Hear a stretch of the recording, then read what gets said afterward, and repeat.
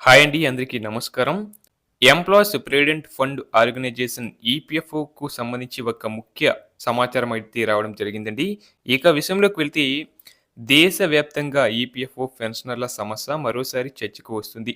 Employees provident fund ఆర్గనైజేషన్‌కు చెందిన పెన్షనర్లకు ప్రస్తుతం అందుతున్న కనీస పెన్షన్ చాలా తక్కువగా ఉందని పలు పెన్షనర్స్ అసోసియేషన్‌లు గట్టిగా డిమాండ్ చేస్తున్నాయి.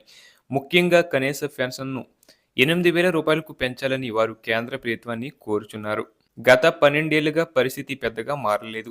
ఇప్పటికీ చాలామంది పెన్షనర్లకు నెలకు 1000 నుంచి రూ. 2,000 మాత్రమే పెన్షన్ పొందుతున్నారు. ఈ మొత్తంలో నేటి పరిస్థితుల్లో జీవించడం ఎంత కష్టమో ప్రత్యేకంగా చెప్పాల్సిన అవసరం లేదు. ముఖ్యంగా వృద్ధాప్యంలో ఆరోగ్య సమస్యలు పెరుగుతున్నాయి. మందులు, పరీక్షలు, చికిత్స ఖర్చులు భారీగా పెరిగాయి. ఈ పరిస్థితుల్లో ఇంత తక్కువ పెన్షన్‌తో జీవనం సాగించడం చాలా మందికి భారంగా మారింది. అంతేకాకుండా రోజురోజుకు పెరుగుతున్న ధరలు కూడా పెన్షనర్లను తీవ్రంగా ఇబ్బంది పెడుతున్నాయి. ఆహారం, అద్దె, విద్యుత్, వైద్య ఖర్చులు ప్రతి ఒక్కటి గణనీయంగా పెరిగాయి. కానీ పెన్షన్ మాత్రం అదే స్థాయిలో ఉండటంతో జీవన వ్యయం మరియు ఆదాయం మధ్య పెద్ద గ్యాప్ ఏర్పడింది. ఈ కారణంగా చాలామంది పెన్షనర్లు ఆర్థిక ఇబ్బందులు ఎదుర్కొంటున్నారు.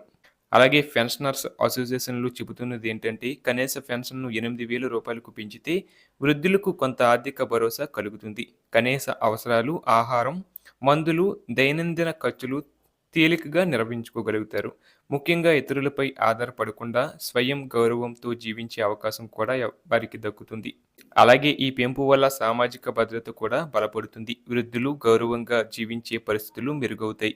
ఇది కేవలం ఆర్థిక నిర్ణయం మాత్రమే కాదు, ఒక సామాజిక బాధ్యతగా కూడా పెన్షనర్స్ భావిస్తున్నారు.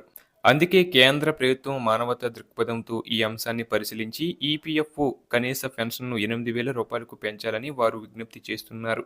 ప్రభుత్వం ఈ డిమాండ్‌పై సానుకూలంగా స్పందిస్తుందని, త్వరలోనే ఈ విషయంపై నిర్ణయం తీసుకుంటుందని పెన్షనర్లు ఆశాభావం వ్యక్తం చేస్తున్నారు.